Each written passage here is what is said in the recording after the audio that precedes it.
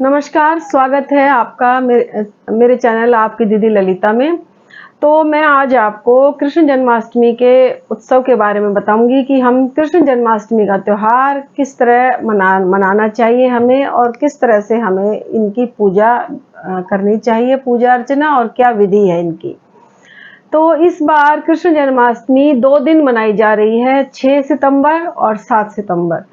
6 सितंबर को गृहस्थियों के लिए यानी स्मार्तों के लिए और 7 सितंबर वैष्णवों के लिए। तो आपके इलाके में जब भी ये जन्माष्टमी का त्योहार जिस दिन मनाया जाए, आप उस हिसाब से देख लीजिए और मना लीजिए त्योहार आप हर्षोल्लास के साथ।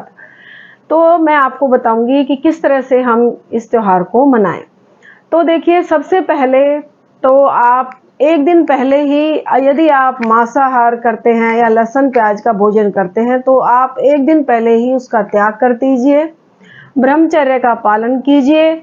और दूसरे दिन आप जब उठें तो आप संकल्प मन ही मन में करें कि आज मैं, यदि व्रत करना चाहते हैं तो व्रत का संकल्प करें, यदि पूजा करना चाहते हैं तो पूजा का संकल्प आप लीजिए।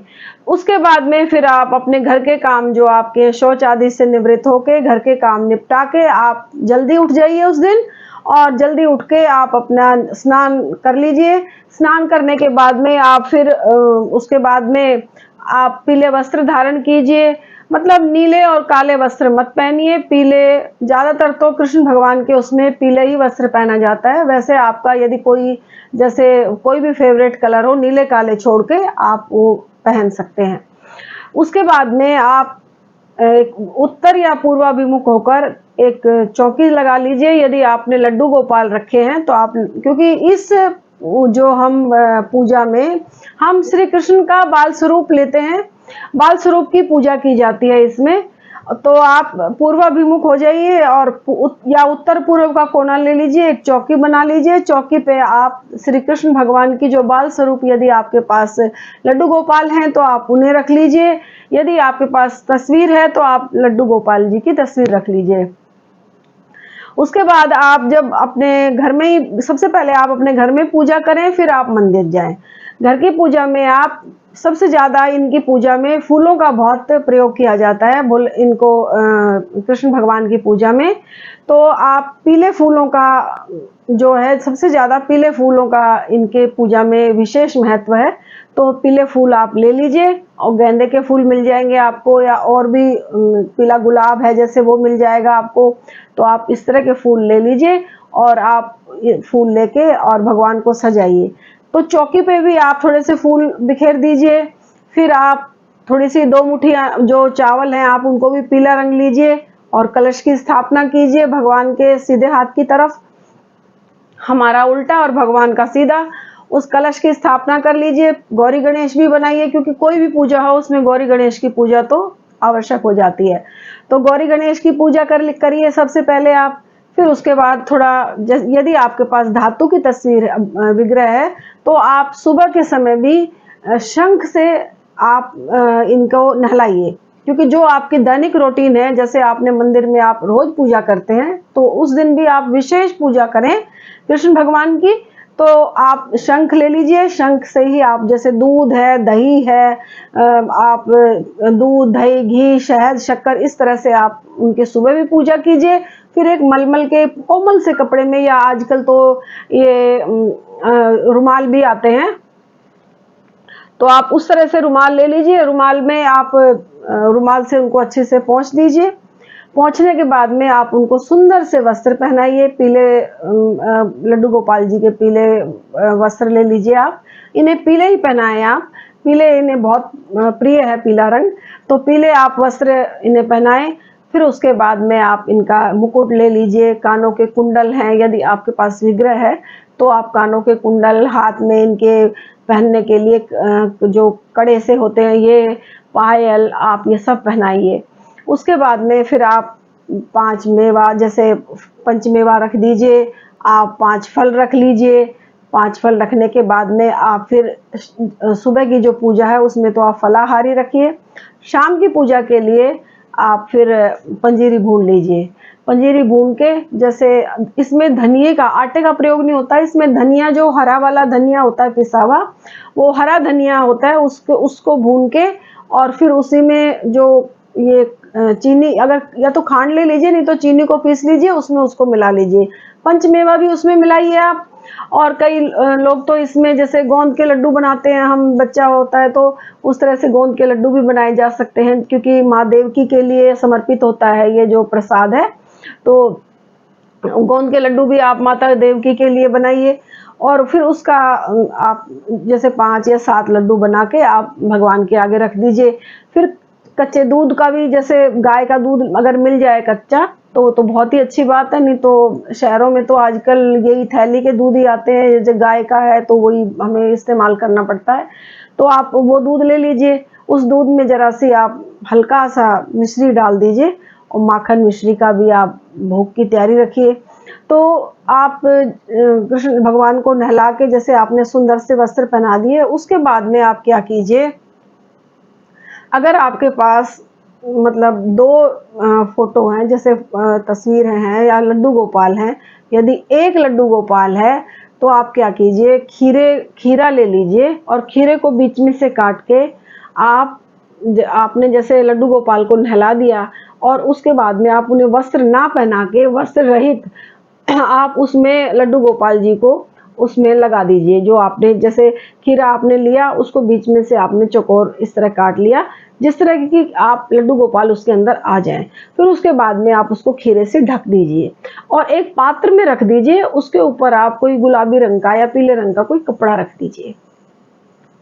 उसके बाद में फिर आप जो आपके पास फोटो हो लड्डू गोपाल जी की, तो उस फोटो को आप नहला, जैसे आपने दूध दही से थोड़ा छींटा सा मार के, और उसको आप फिर आप पलने में झुलने के लिए रख दीजिए। उससे आप जो आपकी पूजा है, जैसे रोली है, चंदन है, अबीर है, गुलाल है, आप उससे भगवान जी की पूजा कीजिए।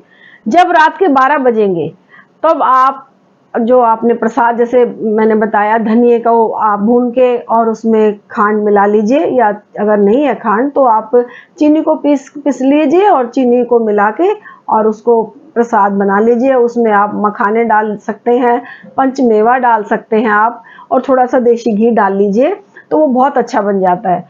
गोंद के लड्डू बना सकते हैं आप।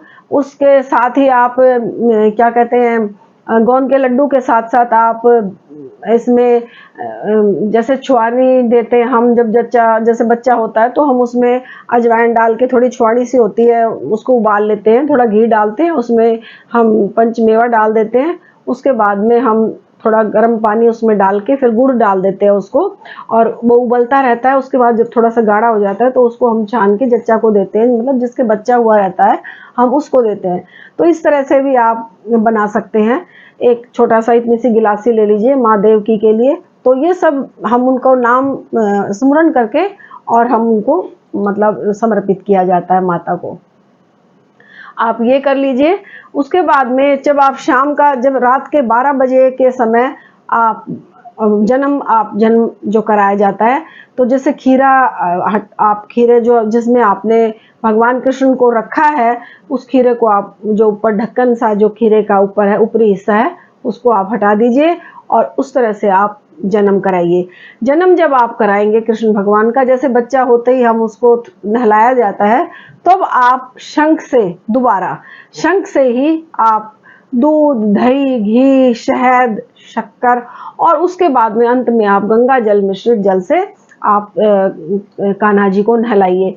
फिर आप सुंदर से वस्त्र धारण कराइए, पीले वस्त्र ले लीजिए, पीले वस्त्र धारण कराइए, और उसके बाद में फिर आप उनको मुकुट, गले में माला, बांसुरी इनके लिए जरूर लीजिए आप। बांसुरी विशेष प्रिय है कान्हा जी को, तो बांसुरी आप चाहे छोटी सी बांसुरी ले लें, अगर चांदी की ले लें, चाहे आप पीतल की भी मिल जाती है लड्डू गोपाल जी के साथ में, तो आप चांदी की भी बांसुरी लेके और कान्हा जी को चढ़ा सकते हैं, अर्पित कर सकते हैं आप अपने घर में। फिर जो आपने भोग बनाया है वो भी कान्हा जी के सामने आप जरूर रखें।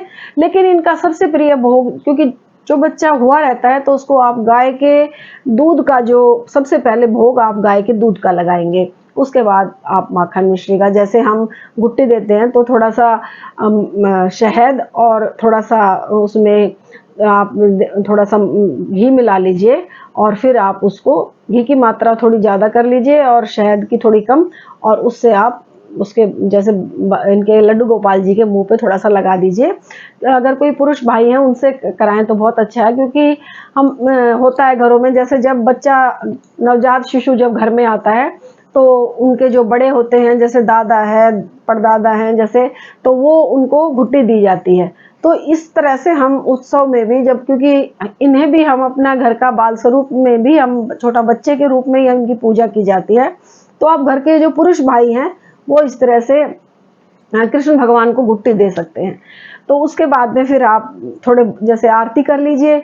आरती करने के बाद में फिर आप चांद को अर्घ भी दे, कई जगह चांद को अर्घ दिया जाता है। हमारे यहाँ तो जैसे जब भी 12 बजते हैं हम पूजा करने के बाद फिर चांद को अर्घ भी दे के आते हैं, क्योंकि उस दिन का चांद देखने का एक बहुत अच्छा लगता है, क्योंकि चांद जो है बिल्कुल जैसे कृष्ण भगवान पलने में झूलते हैं, बिल्कुल पलने की तरह बन जाता है। इस तरह का चांद होता है। आप इस बार आप जरूर देखिए, इस तरह से चांद होता है। तो आप बिल्कुल कल्पना करके देखिए कि ये बिल्कुल पलने जैसा जो अष्टमी का चांद बनना होता है इनका, तो बड़ा अच्छा लगता है देखने में। जब अर्घ देने जाते हैं तो आप अर्घ दे दीजिए। उसके बाद में फिर आप आके जो भोग आपने अर्पित किया है भगवान को, आप फिर उसे भी प्रसाद स्वरूप आप उसे खाइए। तो इस तरह से आप व्रत पूजा कीजिए अपनी, और मंदिर में जाकर भी आप अच्छे से पूजा पाठ अपना जैसे जो आप पहले घर में कर लीजिए, फिर यही सेम टू सेम आप मंदिर में जाके भी कर सकते हैं। अगर आप मंदिर में जाएं तो कृष्ण भगवान को यदि सामर्थ्यवान है तो एक बांसुरी जरूर अर्पित करके आए उनको। चाहे आप मतलब चांदी की कर सकते हैं तो बहुत अच्छी बात है, नहीं तो लकड़ी की बांसुरी में थोड़े से आप नीचे जैसे उसको थोड़ा सा वो लगा दीजिए, कोई कॉटन लगा दीजिए, कागज लगा दीजिए, उसके अंदर आप मिश्री भर के अपनी मनोकामना बोल के और भगवान श्री कृष्ण को अर्पण करके आइए। तो इससे जो भी आपकी मनोकामना होगी वो जरूर पूरी होगी। इसी तरह से मैं आपको छोटे छोटे उपाय बताती रहूंगी। ये जो कड़ी मैंने बनाई है अभी जन्माष्टमी के, ये इसकी पूजा विधि, तो इसी तरह से मैं आगे भी आपको हर तरह से जैसे लड्डू गोपाल की इस बारे में और आगे कड़ी में भी मैं आपको बताऊंगी क्या क्या उपाय हम कर सकते हैं जन्माष्टमी के दिन, और किस तरह से हमारी सुख समृद्धि संपदा के लिए हम इसमें छोटे छोटे उपाय करके अपने जीवन को सुखी बना सकते हैं। तो आज के लिए इतना ही। कल फिर मिलती हूँ एक अच्छी सी वीडियो के साथ। तब तक के लिए नमस्कार, जय माता की, हर हर महादेव। लाइक करें हमारी वीडियो को, कमेंट बॉक्स में लिखकर हमें जरूर बताएं कि आपको ये वाली वीडियो कैसी लगी। साथ ही साथ सब्सक्राइब बटन पे क्लिक जरूर करें और बेल आइकन को क्लिक करना ना भूलें, जिससे आपके पास हमारी वीडियोस जल्द से जल्द पहुंचेंगी। जय माता दी।